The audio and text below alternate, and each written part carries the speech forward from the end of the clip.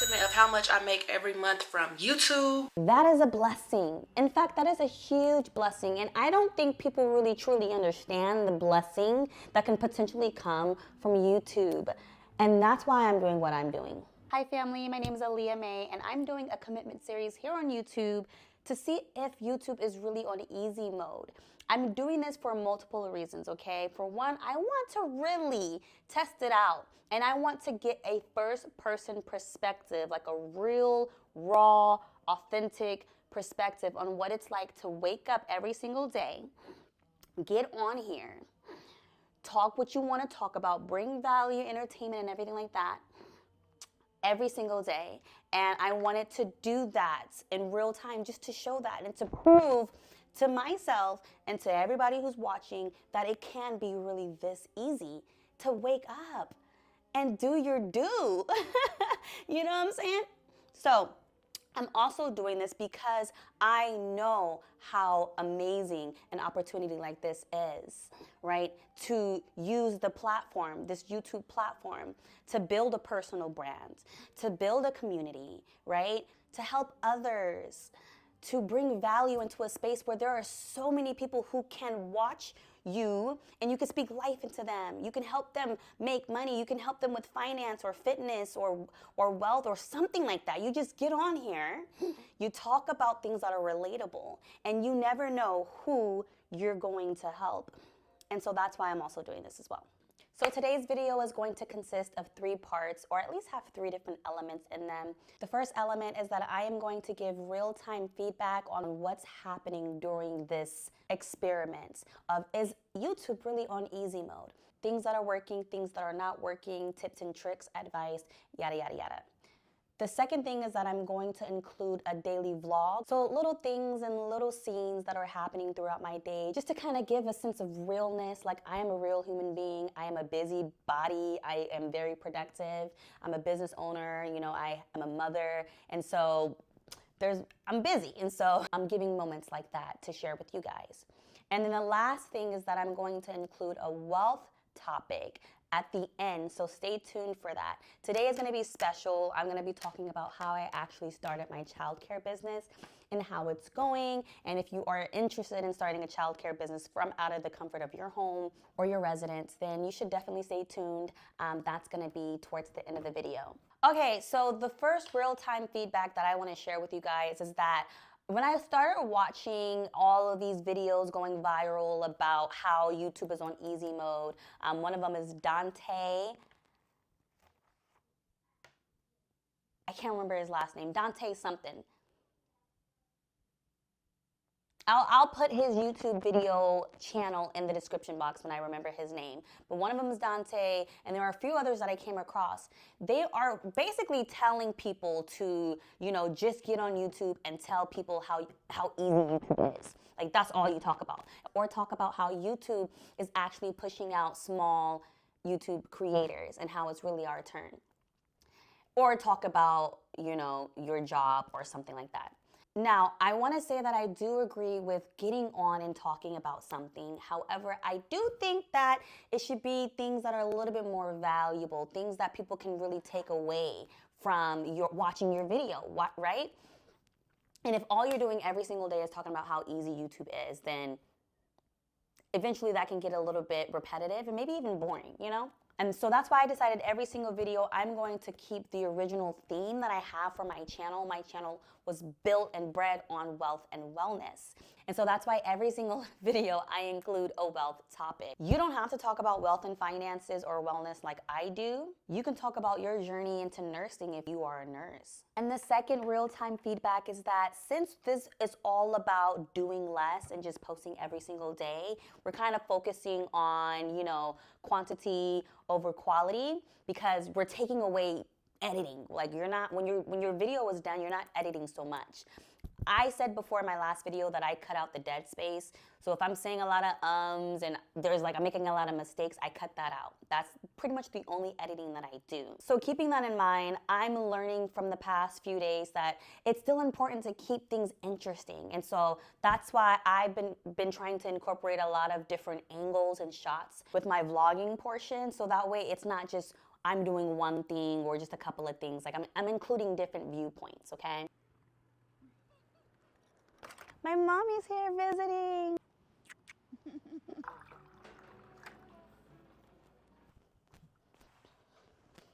Oh, why? Just to show that we can get cookies and drink. You just asked them for cookies and drink and they gave it to you? Cheers to the new year. Cheers. 2025. Cheers. Can you? That was our theme breakfasts. Right.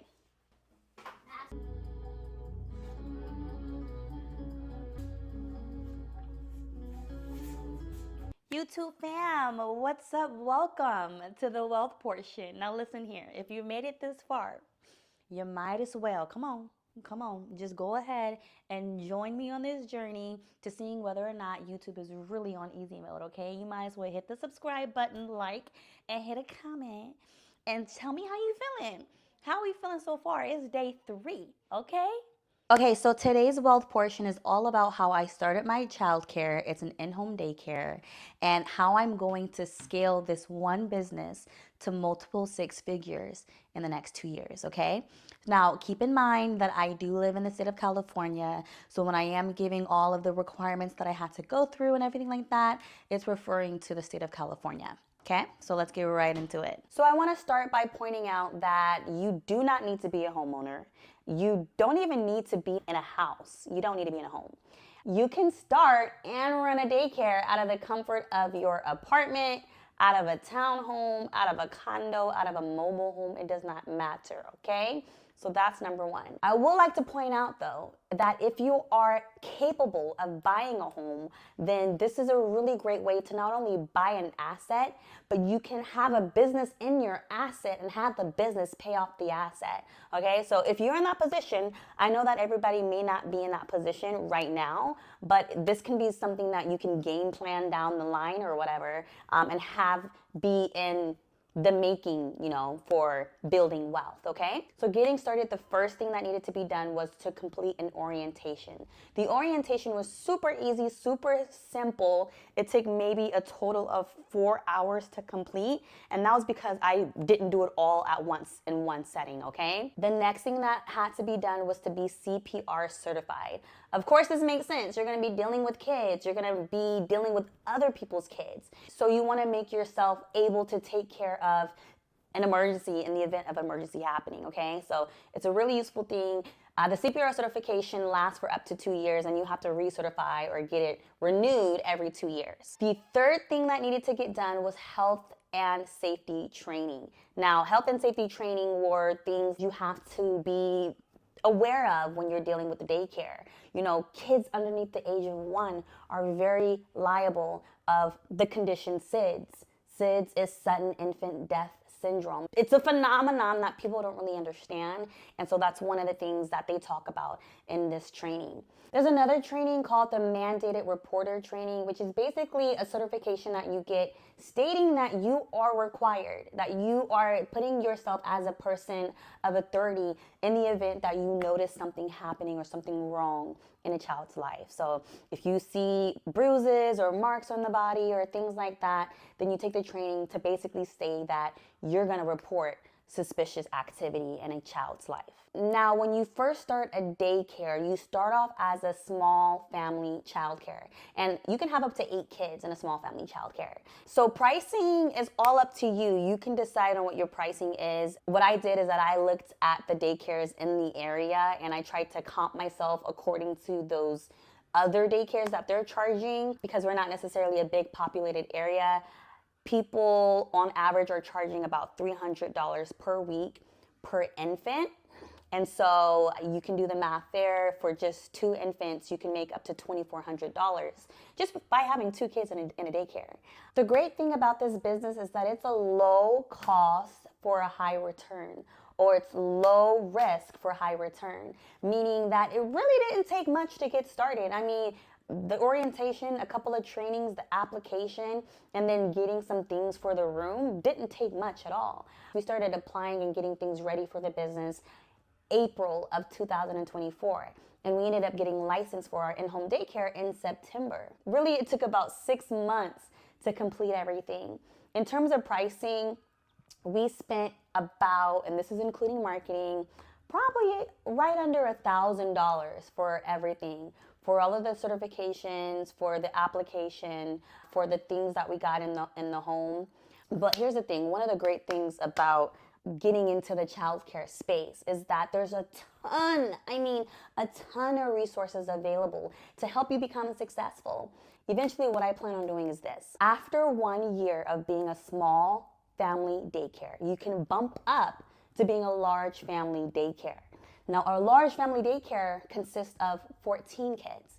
Remember, when you're a small family daycare, that's only 8 kids, okay? So you double the kids, and you only need to be a small family daycare for about 1 year before you could upgrade into that space, okay? Once a year passes, let's just say the average amount for each kid is about $1,000, okay? It can be more than that, and it should be more than that, but let's just say on average, it's $1,000. $1,000 times 14 kids is $14,000 for one home, for one business. Now, I mentioned before, you don't have to be a homeowner to run a business like this. You can run it out of an apartment, anything pretty much, right? However, if you're smart, and I know you are, then you do want to be able to buy a home, like I said, because a home is an asset. And once you get into the real estate space, you understand that that's one of the best ways to build wealth. So remember the math, 14 kids, $14,000, one home. Let's say the next year you buy another home, maybe nearby. Now you have 2 homes. You can start another daycare. You wait that year to become a large family daycare. Now you have 2 large family daycares that are both doing $14,000 a month. $14,000 plus another $14,000 is $28,000 a month. 28,000 times 12 is $336,000 a year. Now, this is revenue. Of course, you're going to have operational expenses and things like that. But this goes to show that from the comfort of your home or homes, you can have a multi-6-figure business. And that's what I'm going to do. And that's why if you're going to stick around, you're going to see the journey and you're going to see the process. And so that way you can also learn the same thing. And so I hope that this helps. I wanted to keep this video a lot shorter. Hopefully it's a lot shorter. If you guys have any questions at all, definitely add them in the comments. Or if you're in another state and you're like, you know what, I have not thought about running a daycare out of my home or my apartment or my condo or my studio or my townhome or my mobile home, then add your state in the comments and I will personally do the research for you to figure out if the requirements are the same or if they're slightly different. Thank you so much for tuning in, and I will see you guys on day 4. Mwah.